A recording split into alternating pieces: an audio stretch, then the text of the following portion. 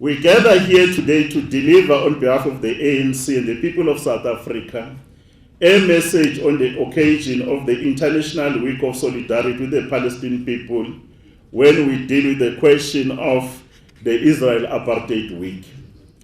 The people of Palestine, for many decades, have been subjected to an ugly Israel occupation that has continued since 1967, as well as the war of destruction and annihilation that threatens life, property, human dignity, and national rights.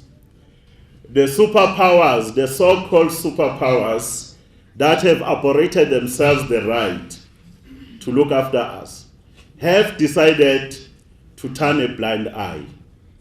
They have lost their voices. They have a big voice on every other issue in the world.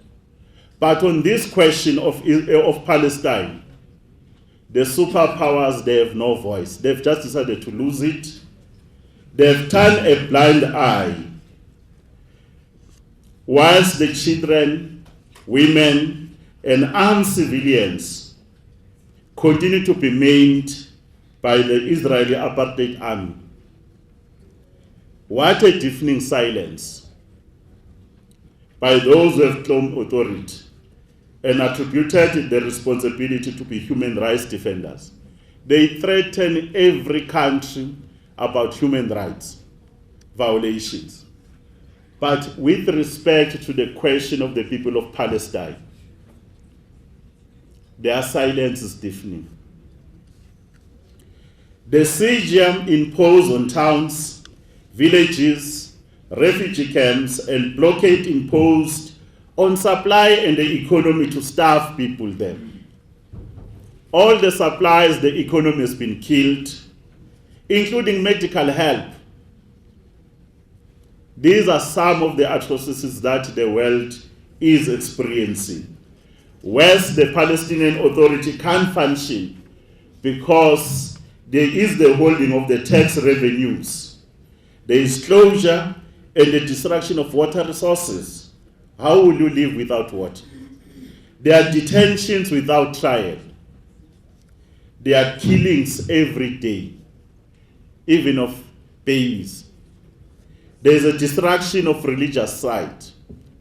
The history of the Palestinian people and the history of the world there. Residential areas, if you have visited the areas, you'll be shocked. Some things they don't show them on TV. The education facilities, you remember the health facility, the United Nations one. They even had to actually destroy United Nations facilities there. The tourist beautiful areas, very beautiful areas that makes the people of Palestine to be proud. The tourist destination is gone. These are the features, standing feature, comrades, of what we call human tragedy. The construction of the separation wall that continues has exacerbated the problem and is an issue the world cannot continue to ignore. The separation wall and the blockade is not a security feature like they claim. It is enforced and premeditated occupation of the Palestinian Authority. It is not a national security matter. The wall has separated thousands of Palestinians from their families, from their homes, from their land, including the religious sites. The expansion of settlements has diminished the original 1967 borders, and the separation wall has become a hindrance to the peace process as envisaged in the roadmap, and have diminished the prospects of the two states living in peace side by side. The Freedom Charter defines our relationship with other states. I quote, "There shall be peace and friendship. Guided by our values and political convictions for a non-racial, democratic and prosperous world, South Africa's foreign policy is guided by the following principles. 1. commitment to the promotion of human rights, what we refer to as Ubuntu, commitment to the promotion of democracy, commitment to justice and international law in the conduct of relations between nations, commitment to international peace and to internationally agreed upon mechanism for the resolutions of conflict, commitment to economic development through regional and international cooperation and interdependent world. In terms of the Palestinian question, our policy as South Africa and our objectives, amongst others, one is about enhancing existing bilateral relations, facilitating relations between Hamas and Fatah, because we need united Palestine people. Advancing the Middle East peace process aimed at the establishment of a viable Palestinian state existing side by side in peace with Israel, with East Jerusalem as its capital based on the 1967 borders.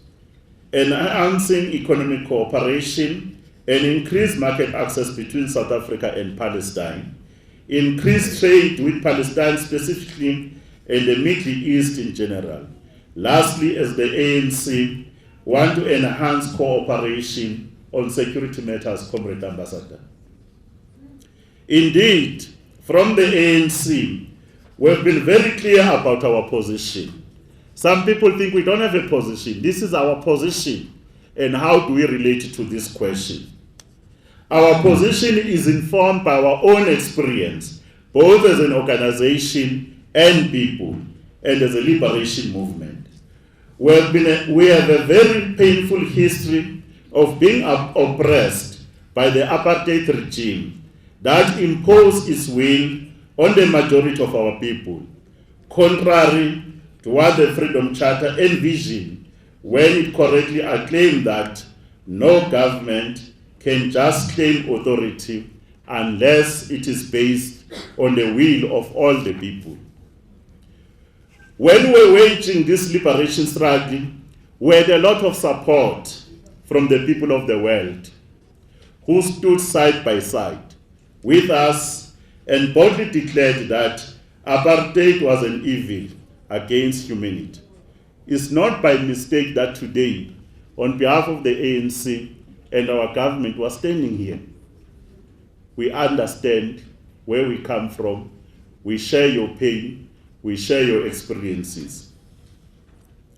Even during the days of the negotiations, our own experience taught us that the pursuit of human fraternity and equality, irrespective of race or religion, should stand at the center of our peaceful endeavors.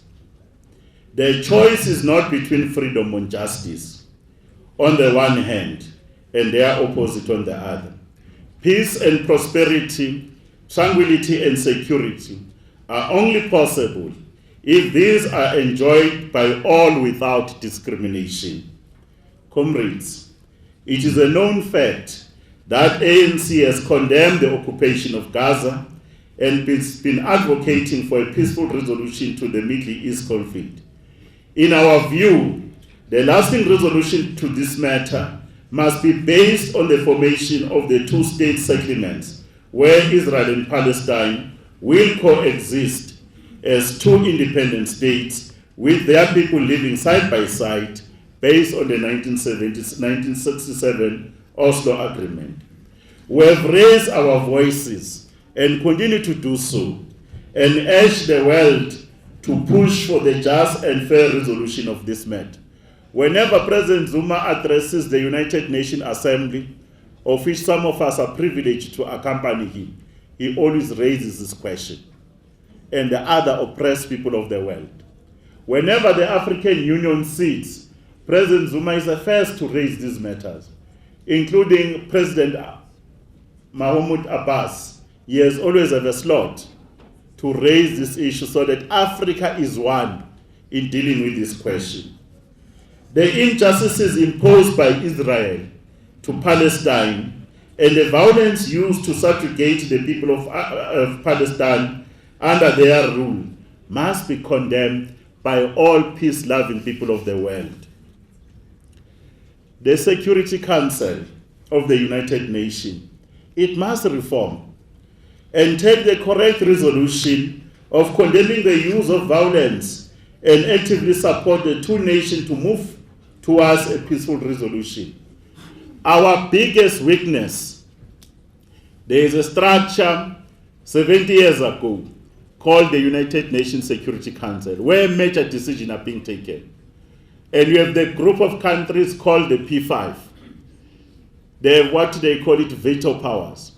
They are friends that we have them, but there are those countries who can't make a decision, like they make decisions about other conflicts everywhere in the world.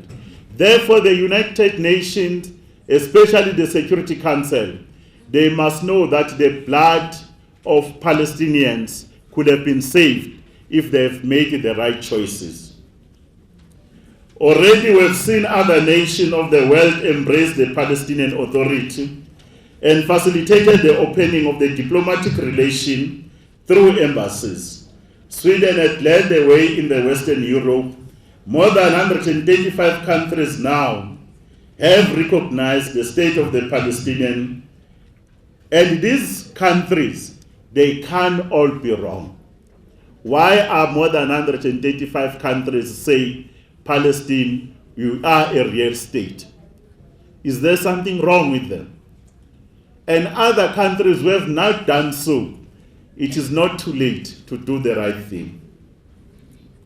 It was happening last year when the United Nations on its 70th anniversary, for the first time, Comrade Ambassador, they hosted the Palestinian flag in New York. We were there. For the first time, at least the Secretary General, they made the right choice.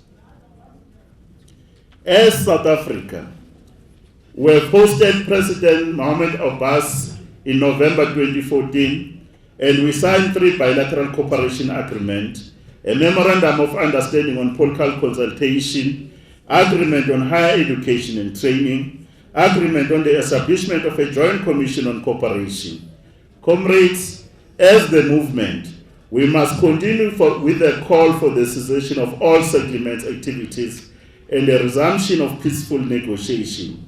At the level of our people and the progressive forces who share similar political convictions for a free Palestine, the ANC implores all forces, 1, to organize themselves and lead a solidarity campaign which will not be occasional, but an ongoing until this conflict is resolved.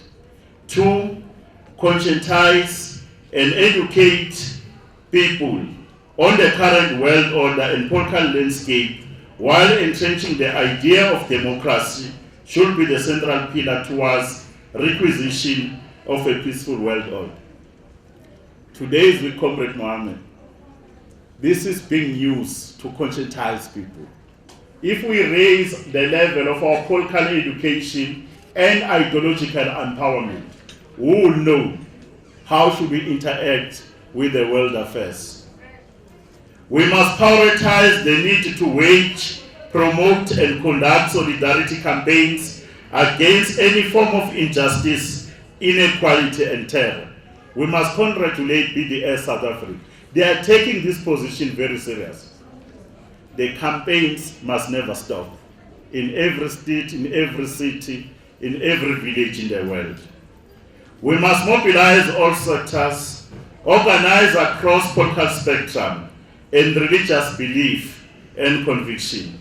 We must lead boycotts and sanctions against all goods, products, and merchandise produced in the occupied land of Gaza.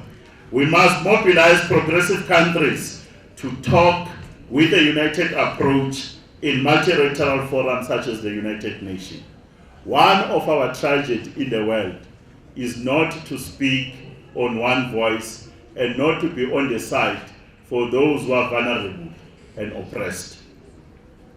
We must engage Israeli embassies in respective democratic countries on the need to stop the occupation of Gaza and indicate unavoidable isolation of Israel from the rest of the world if it does not take necessary steps to terminate the occupation.